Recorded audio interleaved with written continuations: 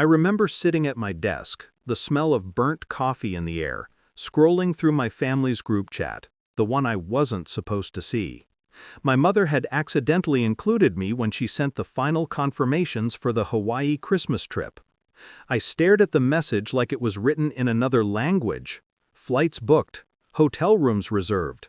My sister's name, first on the list, mine, absent. It wasn't an oversight, it was a decision.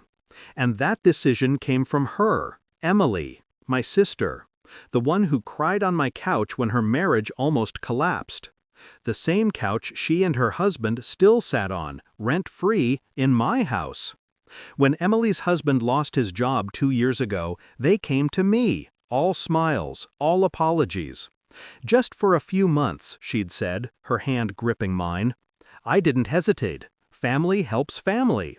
I converted my guest suite into their little apartment, even paid their utilities. I worked late nights, covered their share of groceries, listened to Emily's endless rants about stress. I thought I was being kind, thought I was holding our family together. Funny how delusion feels like love when you're too tired to notice the cracks.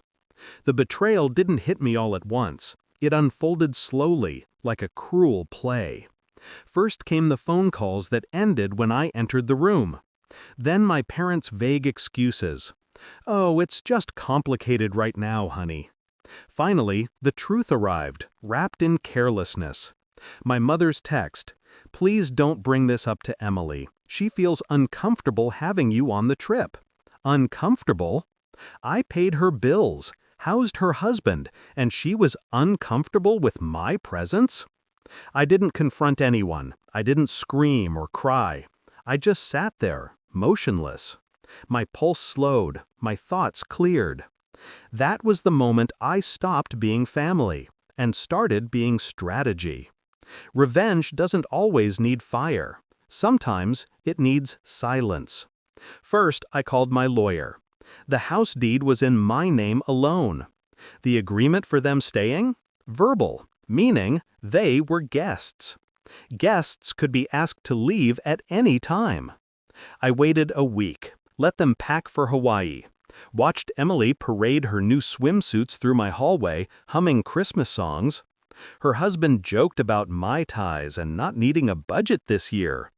They didn't know their countdown had started.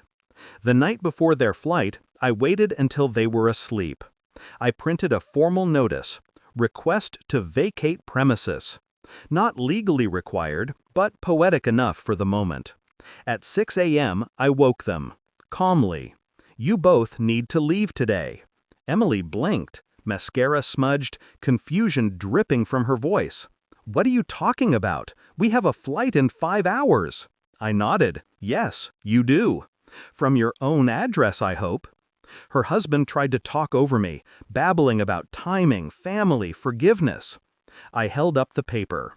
"You've lived here rent-free for 18 months. I think that's long enough." Her face fell. The silence that followed was worth every sleepless night. They packed fast, swearing under their breath, my name twisted into curses and disbelief. I didn't help, didn't even look their way. When they left, I locked the door behind them. The sound of the latch clicking felt like the world exhaling. The calls started that afternoon. First Mom, then Dad, then Emily again. All ignored. My voicemail filled up with excuses. "You shouldn't have done that before Christmas. You could have talked it out. She didn't mean it that way." But she did, and they knew it. They'd chosen to protect her feelings over my dignity. So I protected my peace over theirs. They came back from Hawaii weeks later, broke and humiliated. Apparently the trip wasn't what they'd hoped. Fights, cancellations, hotel issues. Karma has exquisite timing. When they returned to find my number blocked, they came in person, stood at my door like strangers. Emily's voice cracked when she said, "We have nowhere else to go." I looked her dead in the eyes. "Then maybe you should have thought of that before you decided I didn't belong." I closed the door. This time, there was no hesitation. Now, months later, the house is quiet, peaceful, my own. Sometimes I still get messages, desperate ones from my parents, guilt-laced ones from Emily. They all start the same way. Can we talk? But I've learned that forgiveness isn't owed. Not to people who exclude you for convenience, then crawl back when their comfort collapses. I used to think revenge was about anger. It's not. It's about clarity. I didn't destroy them, I just stopped saving them. And that, I've realized, hurts far more. They're still begging. I'm still silent. And for the first time in years, I finally feel like I belong. Not to them, but to myself.